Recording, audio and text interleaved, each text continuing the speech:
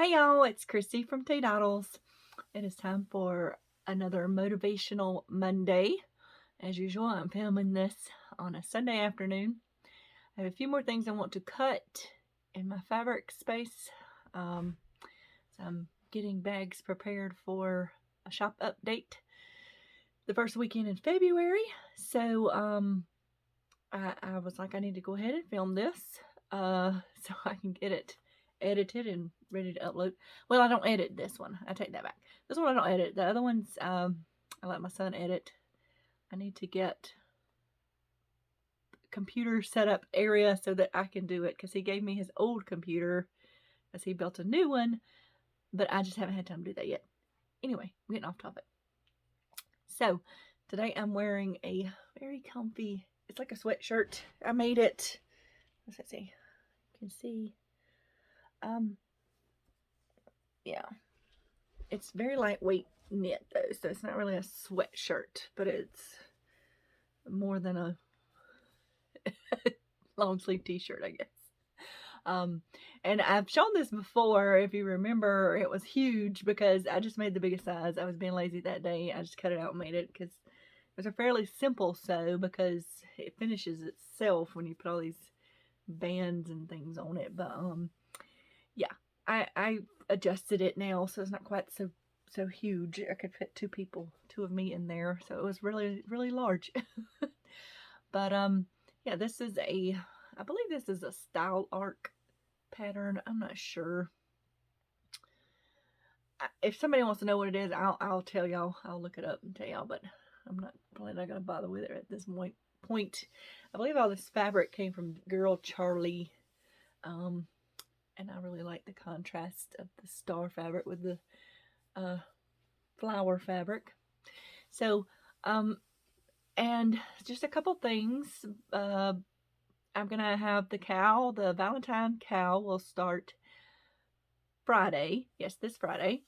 I will have a video up about how to do it, and as I said before, it goes along with a blog post I did a while back.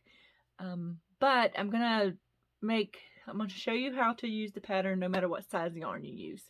Okay, because it's corner to corner, it's pretty easy to do. So that's coming up on Friday. Tuesday you will see the tutorial for the wreath that came along with the Maker Quarterly Club. So that video is coming out Tuesday. I'm slowly building up to do the different videos I want to do each week. So I started out with Motivational Monday, and then the next week I finally got a tutorial Tuesday, and this coming week I'm adding my Friday video, which is going to be kind of whatever I want it to be. Friday is not going to, you never know what you're going to see on Fridays, okay? And then eventually I'll have Saturday stitch videos, so that'll get me for a week. I think that's a bit enough, and then I'll have start with my crochet tutorials and different crochet stitches for now. I do knit, but I'm still learning to knit, so I don't know as much about knitting. But yeah, so I'm slowly building that up. I'm working into getting a blog post. I want to do 2 or 3 blog posts a week, so that is something I'm still incorporating, and I'm just getting it in along the way.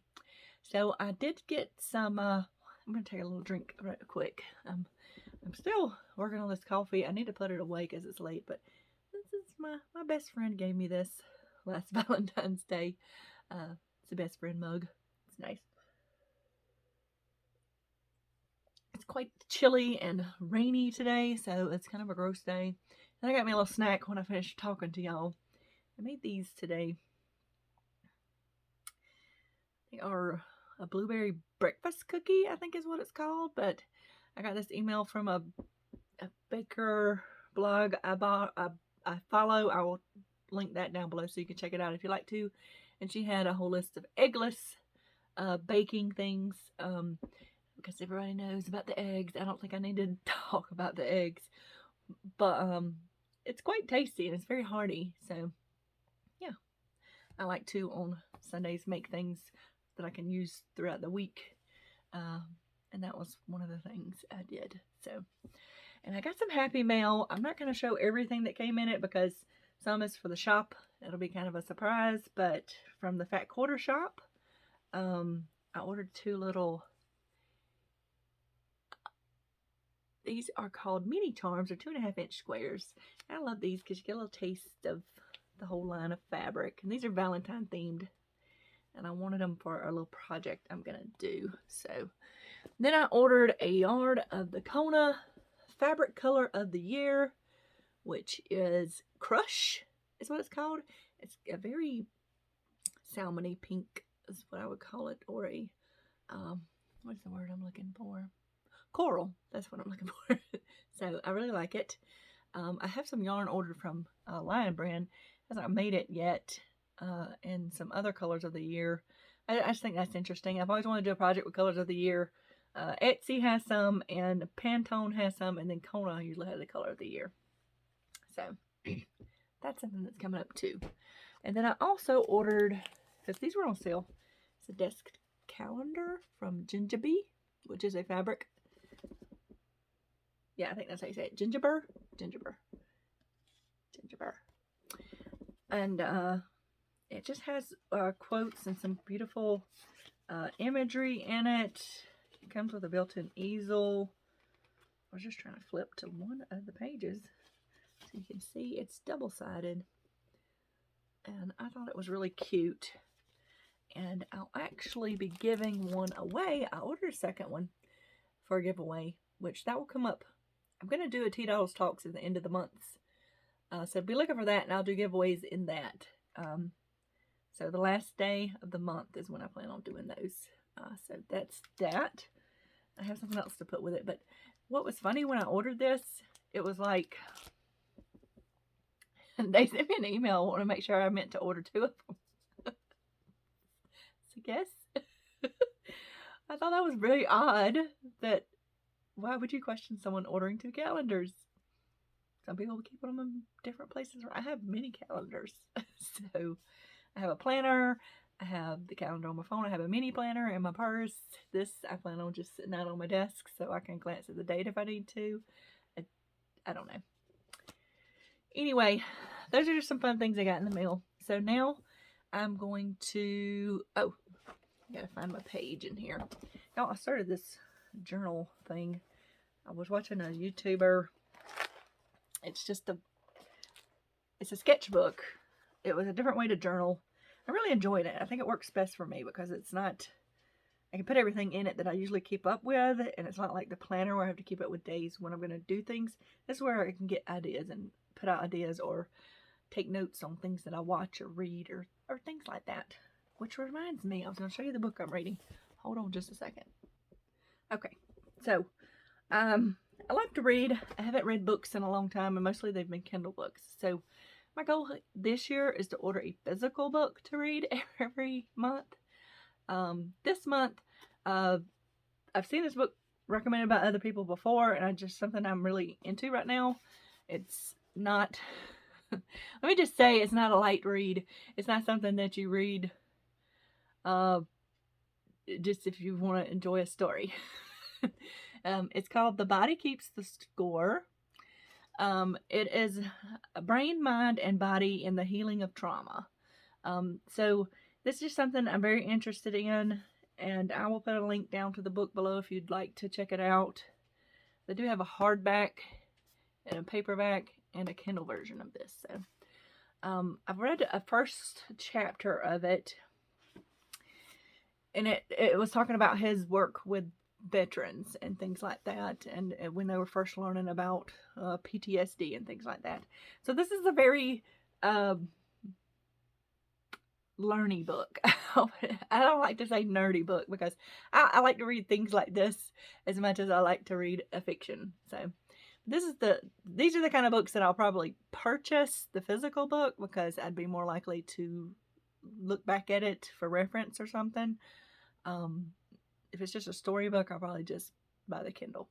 But that is what I'm currently reading. I was going to try to do one a month, but I just ordered this middle month. And it finally came in, so I haven't. And this is a very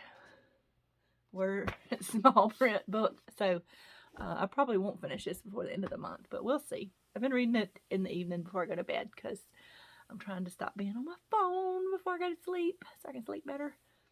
Anywho. So, today I'm also going to go over 3 more of these emotion words that I talked about before. And I'm not sure about the pronunciation of some of these because I can't always find them, as I said before. But I just found them interesting. This one is called enouement. The bittersweetness of having arrived in the future, seeing how things turn out, but not being able to tell your past self. That is a very interesting. I can't say I've ever felt that before, personally. But vellichor, the strange wistfulness of used bookshops. Which I probably have. I haven't been to a used bookshop in a long time, but I can. If just saying that evokes a smell to me, I don't know how else to say. Smell is a very triggering thing for my memory, personally. Rubatosis, the unsettling awareness of your own heartbeat. Now, I have certainly experienced this when I've just been sitting, and it's quiet, and I can hear it. I can feel it. I've definitely experienced that one before. So, just 3 more interesting words. And I always put the words down below. You can check them out yourself to find the definitions and things. I don't always include that. But now for my quote for the week. My quote for the week is, "We cannot force someone to hear a message they are not ready to receive. But we must never underestimate the power of planting a seed." And again, I don't know who this quote, where this quote originated. I see it quite frequently, and I have no idea where it came from. Okay, but that is very true. Sometimes you want to help someone, or you want to tell them some knowledge that you have about how you see things, or at least I do. Anyway, everybody might not do that. And I think of it in the sense of a parent trying to tell their child not to do something, or give them advice because they've lived through this similar situation, and the child, or even an adult child, deciding ultimately to do it their way. But I've seen it in my son, I guess, where I've told him about things, and maybe at the time he was like, whatever, Mom, you know. But then later on, he remembers what I told him. He understands why I told him that, if that makes any sense.